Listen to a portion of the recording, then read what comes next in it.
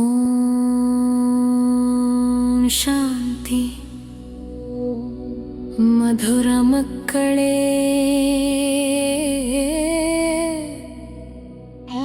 ಬೇಹದ್ದಿನ ತಂದೆಯ ಪ್ರೀತಿಯ ಕರೆ, ಜಿಜ್ಞಾನದಿಂದ ಶೃಂಗಾರ, ಜಿಜ್ಞಾನ ಯೋಗದ ಆಭರಣಗಳಿಂದ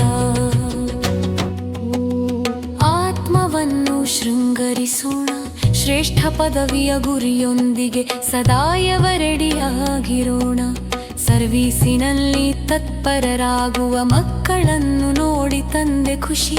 ಪತಿತರನ್ನು ಪಾವನ ಮಾಡುವ ಈಶ್ವರೀಯ ಯಂತ್ರ ನಾವಾಗೋಣ.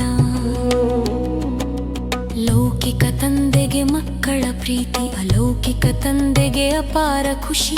ಮಕ್ಕಳು ಶ್ರೇಷ್ಠ ಪದವಿ ಪಡೆಯಲಿ, ಇದೆ ತಂದೆಯ ಹೃದಯದ ಆಶೆ. ಜಿಜ್ಞಾನ ಮತ್ತು ಯೋಗದ ಆಭರಣಗಳಿಂದ ತಂದೆಯ ಮಕ್ಕಳನ್ನು ಶೃಂಗರಿಸುತ್ತಾರೆ.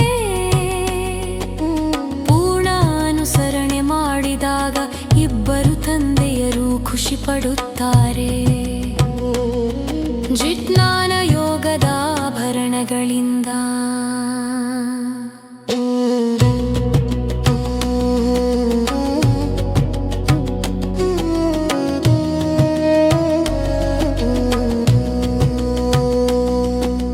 ಫಾಲೋ ಫಾದರ್ ಎಂದು ಗಾಯನ. ಆತ್ಮಿಕ ಮತ್ತು ಅಲೌಕಿಕ ತಂದೆ ಇಬ್ಬರನ್ನು ಫಾಲೋ ಮಾಡಿದರೆ ಶ್ರೇಷ್ಠ ಗತಿಯು ನಮ್ಮದೇ. ನಾನು ಆತ್ಮ, ತಂದೆಯು ಬಿಂದು, ಬಿಂದುದಲ್ಲೇ ಜ್ಞಾನ ಸಾಗರ. ಚಿಕ್ಕ ಆತ್ಮದಲ್ಲಿ ತುಂಬಿ ಜಜ್ಞಾನ ಪಾಸ್ವಿತ್ಯಾನರ್ ನಮ್ಮವರ. ಕಿರೀಟ ಬೆಳಕಿನಲ್ಲಿಲ್ಲ, ಪವಿತ್ರತೆಯ ಸಂಕೇತ ಮಾತ್ರ. ಮೊಟ್ಟ ಮೊದಲಾಗಿ ಸತ್ಯಯುಗಕ್ಕೆ ಹೋಗುವವರು ನಾವೇ ಆಗೋಣ. ಸಾಧಾರಣ ಜೀವನ, ಸಾಧಾರಣ ವೇಷ, ವಾನವಾಸದ ಸಮಯ ಇದು ಬಹಳ ಮೇಲಲ್ಲ ಕೆಳಗಲ್ಲ, ಮಧ್ಯಮ ಸ್ಥಿತಿಯೇ ಶ್ರೇಷ್ಠ. ಶ್ರೇಷ್ಠ ಪದವಿಯ ಗುರಿಯೊಂದಿಗೆ ಆತ್ಮವು ಬಿಂದು, ಪರಮಾತ್ಮವು ಬಿಂದು. ಆ ಬಿಂದು ಜ್ಞಾನ ಸಾಗರ.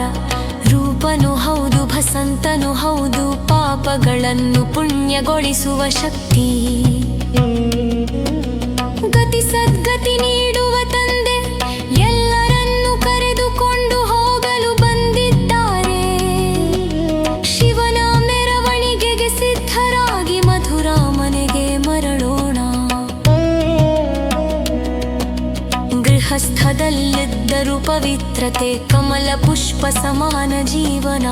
ಒಂದು ಜನ್ಮದ ಪವಿತ್ರತೆಯಿಂದ 21 ಜನ್ಮಗಳ ರಾಜಧಾನಿ.